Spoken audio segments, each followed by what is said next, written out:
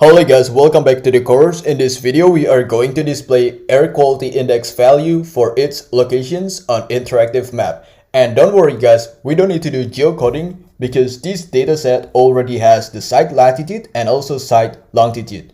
Okay, let's get started. Firstly, we are going to create an empty list to store latitude, longitude, and AQI value. I'm going to name the list DF week list. You can name it whatever you want. It is totally up to you. And for now, it is going to be an empty list. Okay, next we are going to create for loop to iterate AQI value from each week for week in range. Okay, so in this case, we only want to display the AQI value from week 1 to week 9. So the range is going to be between 1 and 10. Inside this for loop, we are going to filter data for the current week and select relevant columns like latitude, longitude, and AQI value. So let's create a new variable. I'm going to name it weekly data. You can name it whatever you want.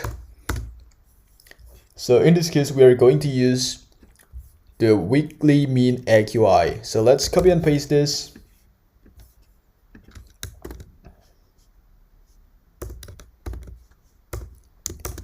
Okay, so we are going to access the data from the week column. So you can copy and paste this and put it inside the bracket equals to week.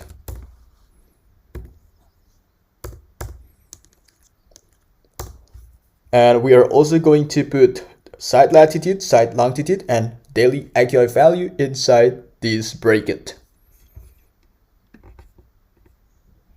So let's copy and paste this column, daily AQI value. What else? Site latitude and site longitude.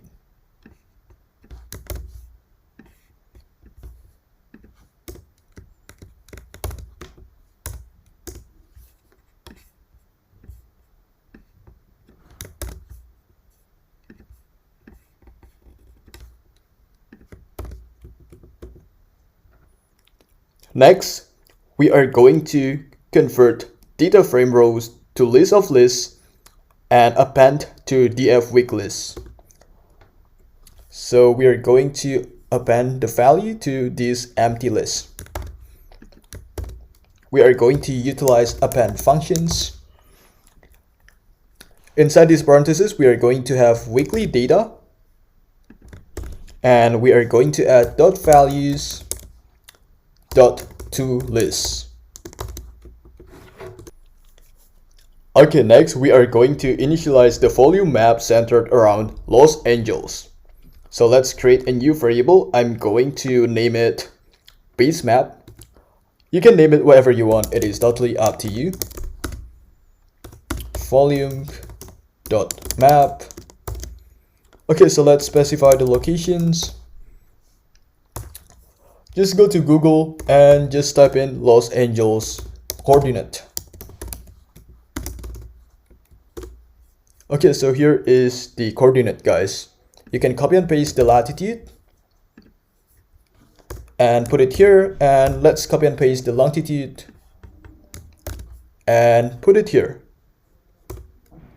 Don't forget to add negative signs to the longitude, and we are going to set the zoom start to 11.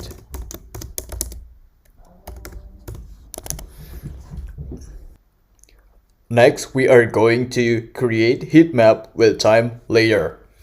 So let's import one more library, heat map with time.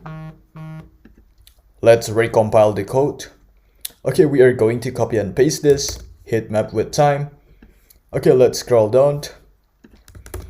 Inside the parentheses, we are going to have multiple things. The first one is the DF week list, so you can copy and paste this and put it inside the parentheses.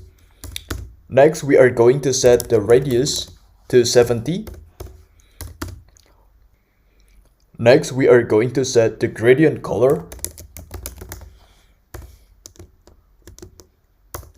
For 0.05, we are going to set it to blue. For 0.5, we are going to set it to green. For 0.75, we are going to set it to yellow.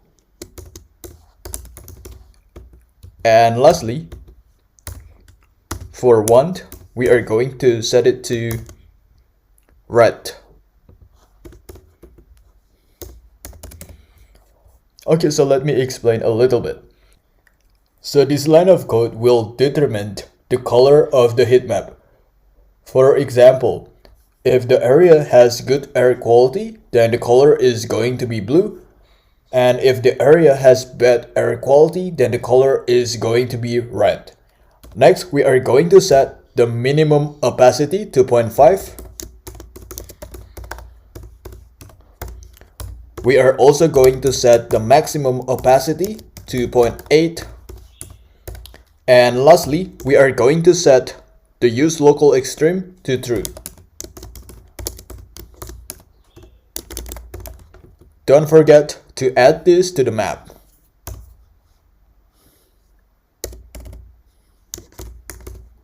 So let's copy and paste the base map and put it inside the parentheses. Okay, next we are going to save the map as an HTML file.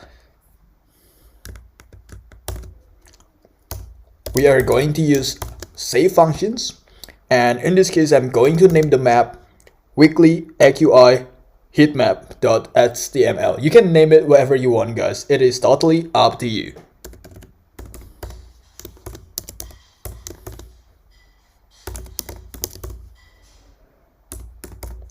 And lastly, we are going to display the map. Before compiling the code, there is one mistake that we need to fix. So I really apologize for this mistake. So let's scroll up.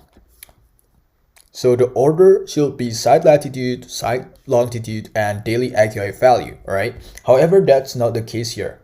So daily AQI value should not be in the first positions. It is supposed to be in the third positions. So we are going to fix that.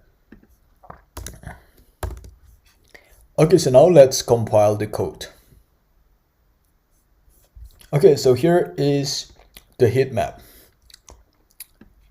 So I'm going to set this to 2 frames per second. And let's play this.